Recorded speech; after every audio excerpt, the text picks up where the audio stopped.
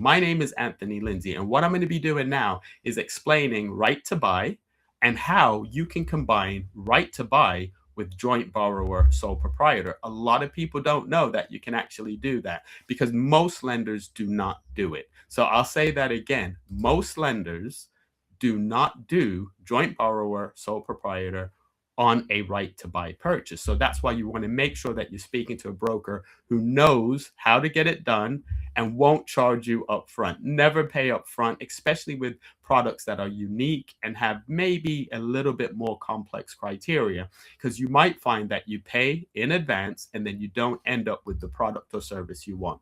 Make sure you watch all the way to the end and make sure you like and subscribe. I'll be right back and I'll be talking you through right to buy, the process, and how you can do right to buy along with joint borrower sole proprietor.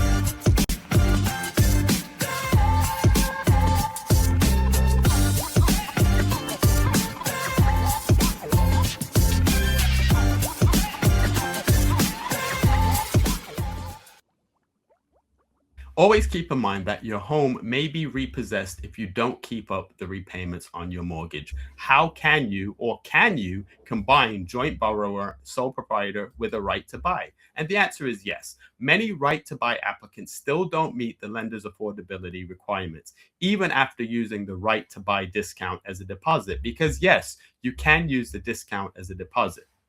A joint borrower sole proprietor mortgage can help you bridge the gap by allowing family members to support the mortgage without becoming owners of the property. So this is the big thing. Yes, you can use joint borrower sole proprietor with the right to buy scheme. It's very useful, especially in London, because a lot of my clients, they have very expensive properties because it's in London, and they do have a good income. However, they still fall a little bit short, even after they've applied the right to buy discount as their deposit. So they're not coming out of their pocket for the deposit, but even with that, they still fall a little bit short and they need the extra boost on affordability. So they combine the joint borrower sole proprietor with the right to buy scheme. It's a great thing to do and a great thing to consider. So what I'm going to do now is explain the right to buy process and how the two can be linked. But most importantly, understanding that you don't want to wait if you think you can qualify for the right to buy. So make sure that you start the process early. The right to buy scheme allows the many council tenants to purchase the home they live in. They can use the discount as a deposit. They can buy the property they already live in and build long-term wealth. That's probably one of the reasons why I love right to buy so much. I do them probably 1 or 2 per week. And the best thing about them is the right to buy, if you purchase that right to buy property, can help you build long-term wealth. So you've lived in the council property, you've been paying rent, and now the council is giving you the opportunity to buy that property. It means you don't have to uproot your life. You don't need to change your kids' schools. You can actually buy the property that you're living in. And as I said, and as a reminder, you can use the right to buy discount as the deposit. I would say 8 out of 10 mortgages that I do for people with the right to buy, they don't come out of their pocket for any deposit. Some have money saved up, so they want to add a little bit more to make the payments lower or something along those lines. However, they don't have to do that. They choose to do that. So if you're buying a right to buy property, do remember that you can use the discount as the deposit.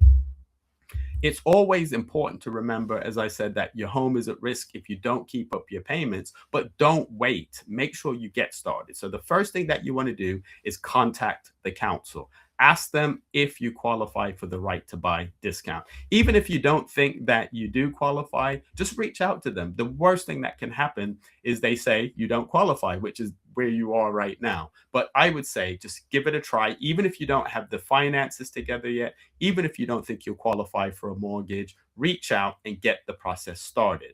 In November of 2024, the council right to buy discount changed drastically, and a lot of people were caught off guard. So don't wait until there are other changes in regulation before you start the process. The other thing that I would say, and I always say, Speak to a mortgage broker at the very beginning of the process. I have a lot of people that started their right to buy process and got really far down the line and then came to a broker only to find out that there's some things that if they had tweaked 4 to 6 months ago would have meant that they could have got a better rate on their mortgage. So don't wait. Some mortgage brokers I know don't like to speak to people until they're ready to buy, but I'm not like that.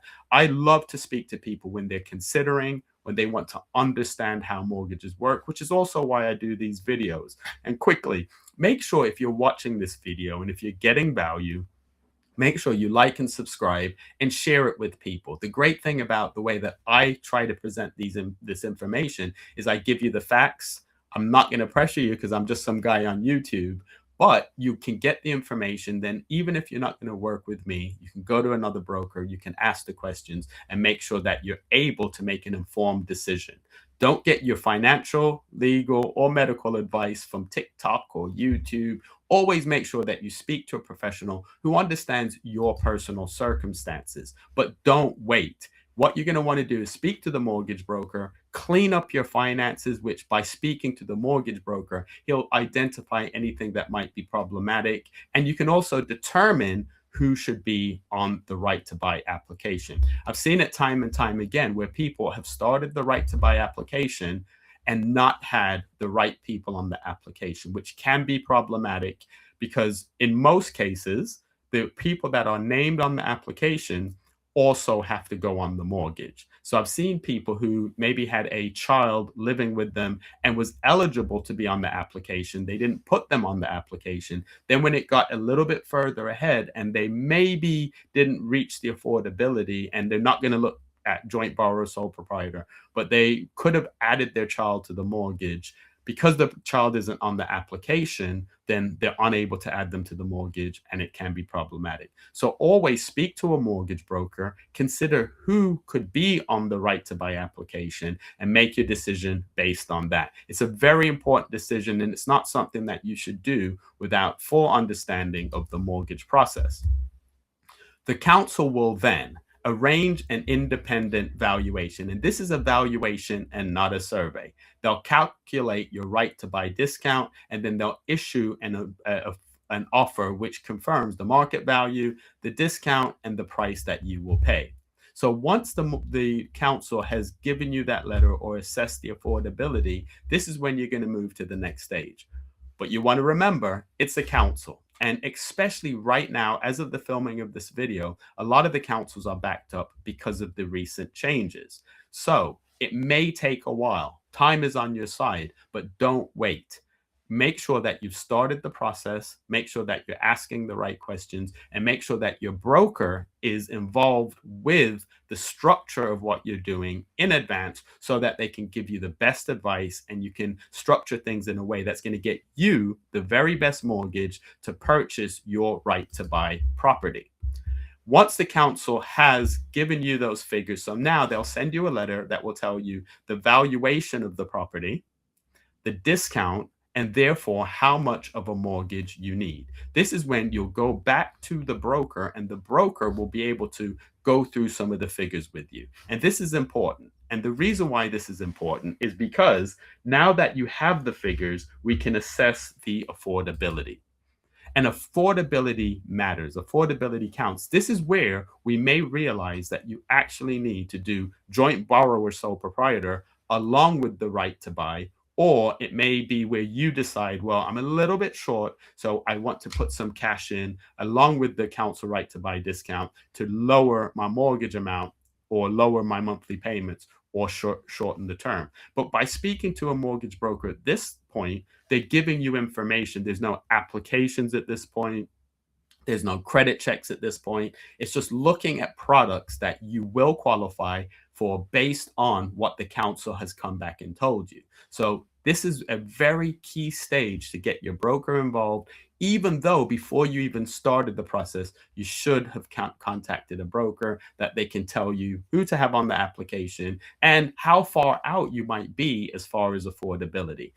The huge discounts that you get on council properties are great. And if you're up north, it may mean that you're able to buy with just one person on the application. But if you're in London, like I am, the property prices are a lot higher. So having that conversation with the broker to check the affordability is going to be vital. So make sure that you do that. Make sure that you understand what's going on.